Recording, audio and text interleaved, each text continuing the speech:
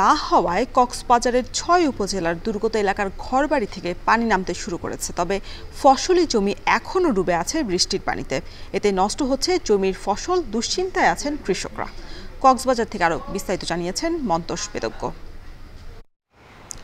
কক্সবাজারে বর্তমানে একেবারে রৌদ্রোজ্জ্বল আবহাওয়া বিরাজ করছে। গতকাল দুপুরের পর থেকে বৃষ্টিপাত খুব একটা হয়নি। এই কারণে কক্সবাজারের যে বন্যা কবলিত এলাকা রয়েছে ৬টি উপজেলার বিভিন্ন জায়গায় পানিবন্দী হয়ে পড়েছিলেন মানুষ, সেই সব এলাকার বসত বাড়ি থেকে গতকাল থেকে পানি নেমে গিয়েছে। তবে সেখানকার যে বিস্তৃত ফসলি জমি আছে, বিভিন্ন ধরনের শীতকালীন শরৎকালীন সবজির আবাদ হয়েছে যেখানে, এছাড়া আমন ধানের আবাদ যেখানে হয়েছে, সেই সব জায়গায় এখনও কিন্তু বেশ কিছু স্থানে পানি রয়ে গিয়েছে এবং সেখানে ফসল নষ্ট হচ্ছে বলে আশঙ্কা করছেন স্থানীয়রা। আমরা এখানে স্থানীয় সরকার প্রকৌশল অধিদপ্তরের লোকজনের সাথে কথা বলেছি। তারা যেটি বলছেন যে এই বন্যার কারণে কক্সবাজারের যে ৬টি উপজেলার গ্রামীণ জনপদ কিন্তু ক্ষতিগ্রস্ত হয়েছে। সেখানকার বেশ কিছু রাস্তাঘাট এবং কালভার্টও কিন্তু ঢলের পানিতে ক্ষতিগ্রস্ত হয়েছে বলে তারা আমাদেরকে জানিয়েছেন। এবং তারা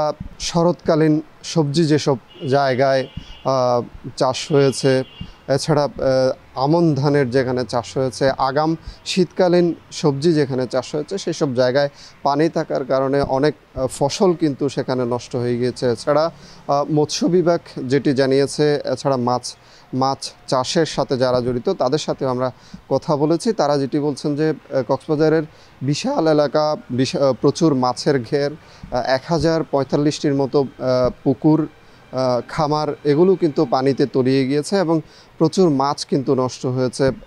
উন্মুক্তভাবে কিন্তু অনেক মাছ এইসব ঘের থেকে চলে গিয়েছে। এই কারণে তাদের মৎস্য খাতে ২৫,৯৩,০০,০০০ টাকার মতো ক্ষতি হয়েছে বলে তারা আমাদেরকে প্রাথমিকভাবে জানিয়েছে। এবং এ নিয়ে চাষিদের মধ্যে, মাছ চাষিদের মধ্যে এবং কৃষকদের মধ্যে কিন্তু আলাদা একটা উৎকণ্ঠা কিন্তু বিরাজ করছে। বিশেষ করে এখানে যে বেড়িবাঁধের নিকটবর্তী এলাকার লোকজন রয়েছে, বিশেষ করে আমরা যখন রামু উপজেলার বাকখালী নদী সংলগ্ন তীরবর্তী বিভিন্ন এলাকায় ঘুরেছি, তখন দেখেছি যে বাঁধ ভেঙে কিছু ঘর বাড়ি বিলীন হয়েছে এবং আরও প্রচুর ঘর কিন্তু বিলীন হওয়ার আশঙ্কায় রয়েছে। এবং বৃষ্টিপাত কমার পরেই মূলত তারা বিগত সময়ের যে অভিজ্ঞতা, বৃষ্টিপাত কমার কারণে এইসব এলাকায় ভাঙন আরও তীব্র আকার ধারণ করে এবং সেই আশঙ্কাটি তারা করছেন, আরও ঘরবাড়ি বিলীন হয়ে যেতে পারে নদীগর্ভে, এ ধরনের আশঙ্কার কথাই আমাদেরকে জানিয়েছেন।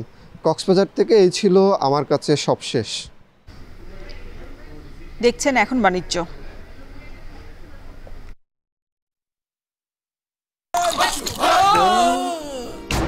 আমি এই চেয়ারে বসবো না।